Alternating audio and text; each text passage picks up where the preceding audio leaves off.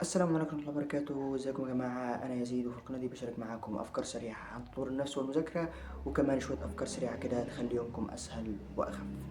والنهاردة جايين نتكلم عن أفضل روتين نعمله قبل أي امتحان. فخلينا كده منطولش في المقدمة ونخش في الموضوع. أول حاجة بعملها قبل أي امتحان بهدي الدنيا حواليا، وبجيب ورقة صغيرة وبحطها قدامي وبكتب فيها أنا هراجع إيه، عشان أبقى عارف إيه اللي أنا هعمله. وصدقني كده يا صديقي، الورقة دي مهمة جدا لأنها بتخليني داخل على الموضوع بخطة واضحة. وبعد كده ببدأ أراجع بسرعة ومش بحفظ، بعدي كده على النقط الأساسية وخلاص.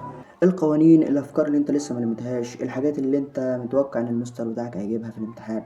ولازم كده يا صديقي أعرفك على حاجة، إن امتحانات السنتر والمنصات لازم تعملها زي امتحان آخر السنة، تراجع لها كويس جدا وتذاكر لها مذاكرة من نار، لأنها فعلا بتثبت الحاجات اللي أنت ذاكرتها قبل كده. وبس كده، بعد ما نخلص مراجعة ومذاكرة على الحاجات اللي احنا ملمناهاش والحاجات اللي احنا مذاكرناهاش، بنخش بعد كده على الجزء الأهم وهو التطبيق والحل. لازم يا جماعة نحل قبل أي امتحان، والمهم مش شرط نحل مثلا على الأسئلة اللي احنا ذاكرناها قبل كده، لأ، احنا بنحل الحاجات اللي احنا ما حلناش قبل كده والأفكار اللي احنا ملمناهاش. بنلم أفكار كتير عشان نخش على الامتحان عندنا أفكار كتير، وبحيث إن الامتحان يبقى سهل بإذن الله. فالجزء الأهم من ده كله هو الحل. لازم نحل كتير يا شباب، لازم نحل كتير.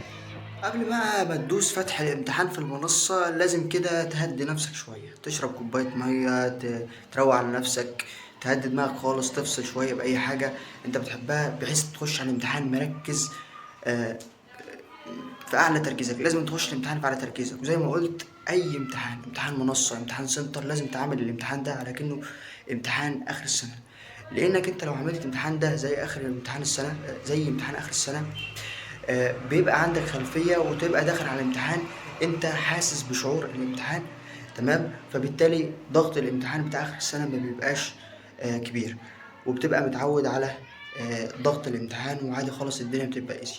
وده ببساطة الروتين الأفضل قبل أي امتحان إحنا هنمتحنه، سواء امتحان منصة، امتحان آخر السنة، امتحان تجريبي، أي امتحان في التاريخ. جرب الروتين ده بقى وقول لي عملت إيه في الامتحانات اللي جاية. بس كده، متنسيش تعمل لايك وسبسكرايب، وسلام.